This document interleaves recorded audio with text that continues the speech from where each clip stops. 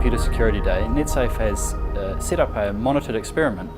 We've brought in some experts from IBM, and we've brought in 4 actors who represent the New Zealand online population.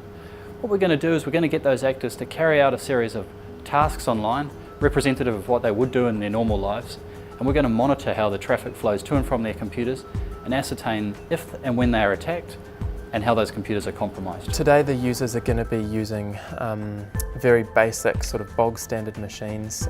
These are things that probably find their way to many homes around the country. These computers are really not well secured against the potential attacks from the internet, but that's representative of many New Zealand computers. The firewall is turned off on these machines. Many people don't turn their firewalls on anyway, and they obviously have no antivirus or anti-spyware software installed on them. So what we've done this morning is we've taken all 4 computers and given them a direct connection into the internet. But the trick is effectively we ran all of those connections through a special little box that was provided to us by IBM, and that little box just has a look at all the traffic that's going backwards and forwards from the computers to the internet and back again, and kind of tells us what's happening each time one of them talks to each other.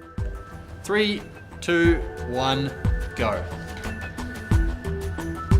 We do know there's lots of people out there trying to attack unsecured computers that are connected to the internet, so we think they're going to be sniffed out by kind of people on the internet trying to grab what they can from people's computers. They're going to find those computers pretty quickly, and they're going to have a little poke around to see what they can get off the computers that are running here.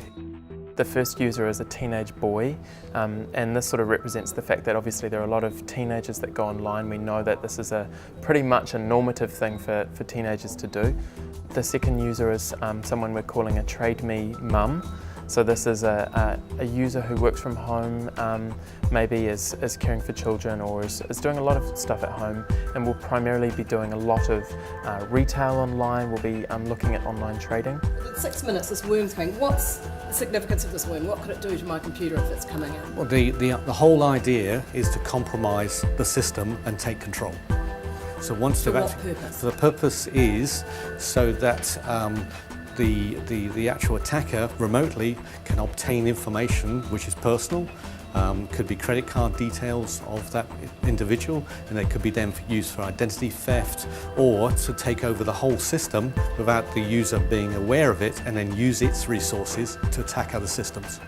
We then have a sort of mid-20s, early 30s male user who's going online. He's also communicating online, trading online, and probably looking up some media, consuming some videos and movies. The final user is someone we've called the Nana, and the Nana is an older user, and that person is communicating online probably in more simple ways, and they're also doing a lot of genealogy online and some of the things that are more typical of seniors' use of the internet. Very quickly, a lot of those computers were certainly sniffed out.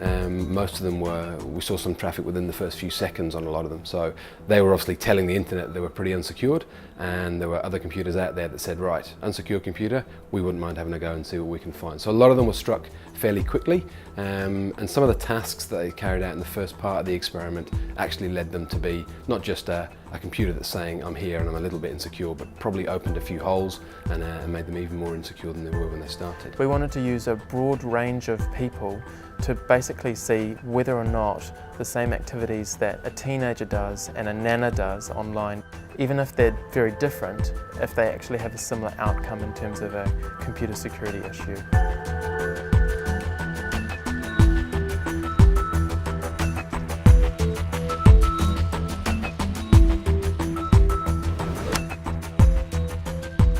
The numbers are what the numbers are. I mean, we got the attacks that we got. We didn't. You couldn't really compare it to anything else because we don't have a similar experiment to compare it to.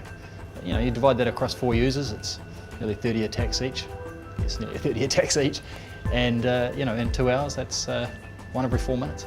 With the Trade Me Mum, she went through her tasks really adequately. She also, in the process of doing what she did, became compromised. It was clear from the analysis that her machine was sending out viral messages. At home normally I send zillions of messages to all my friends and look at this and check this out, and they'd be probably wanting to kill me right now.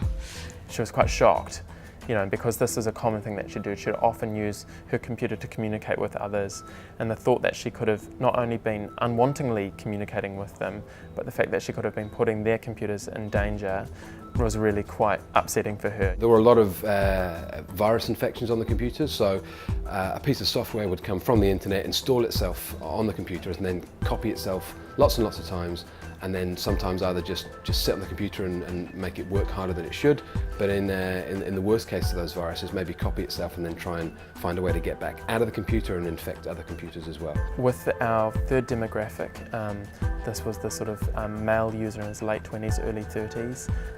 His computer, by the end of it, was also compromised. It wasn't really a surprise. His reaction, he was pretty blasé, really. I mean, most of the stuff I was doing was pretty legit, really. I wasn't really surfing any sites that I didn't really know. Most of the sites I kind of knew about anyway, so yeah, it was all pretty good. The fact remains really that his machine was compromised and was actively seeking out other machines to compromise. Probably the most severe stuff that we saw was the attacks by what we call botnets. So a botnet is a collection of computers that kind of trawl around the internet doing nasty jobs that the owners of the computers don't know about. So effectively some of these computers were recruited as, I guess, like a slave almost, to do the bidding of somebody else on a remote computer that could be just about anywhere in the world. The teenage boy, he did a lot of stuff online. He was very much a power user in terms of what we asked him to do. He downloaded music, he signed up to various online services. He also searched online for some anti-spyware, antivirus products. We'd set him that task.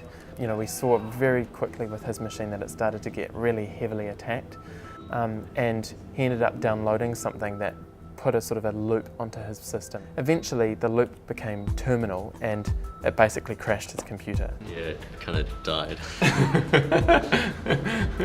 So were you surprised that it got that bad? Did you think you were doing anything that was really going to crash your computer? Nothing out of the average, and it just kind of deteriorated. I think he was really shocked afterwards. I was really surprised how shocked he was that he could have been duped by something that he thought was a legitimate antivirus product. A person that would write a botnet might just be an over-curious teenager, or somebody who's learned how to do it and is just having a crack at seeing how clever they are. At the worst end of the scale, the people that occupy botnets or make botnets are involved in organised crime. So what they can be doing is going through your computer, trying to collect personal details, things like bank account records, credit card details, PIN numbers, those kind of things, and then using that information to compile maybe a picture about you or get access to your financial records, and then use that information against other people. So it really is the scale from nothing to very, very, very serious. The final user was Nana, and she did a lot of things online, a lot of things that we'd expect a senior to do when they use cyberspace. She proceeded through her tasks quite well. She didn't seem to sort of have any major issues. In the end, when we talked to her, she was very surprised to find out that she'd been compromised and that her computer was actually a slave to a botnet. She really was quite distressed by that. So you think that your computer was okay? Did you think it was compromised at all? I haven't found that. I haven't found that it's slowed down. I haven't found that I've had pop-ups. Would it surprise you to know that your machine has actually been infected by a Trojan? Yes. Yeah, and it was actually trying to compromise the other machines from your machine. Right, well, yes, that surprises me. There's a combination of security and behavioural things that put a computer at risk, and for each different profile there was a different outcome. But in the end all the computers were attacked and all of the computers would eventually have been compromised. Computers connected to the internet are vulnerable. There are potentials out there for them to be attacked and for your computer to be compromised. A lot of people think of that they lock the doors on their house and so forth before they leave, and they think about that level of security, but they don't understand how to lock the doors on their computer. Challenges to your computer security exist in a range of places in cyberspace. So you really need to be educated about what you need to do to keep your computer safe, and also, once it's safe, how to keep it safe. They need to keep their software up to date, especially the operating system. They need security software, that's antivirus and anti-spyware software, and they need an active firewall. And then from there they need to keep their passwords strong, they need to understand the kind of trickery that goes on the net, try to get some understanding of the environment and make themselves a more difficult target.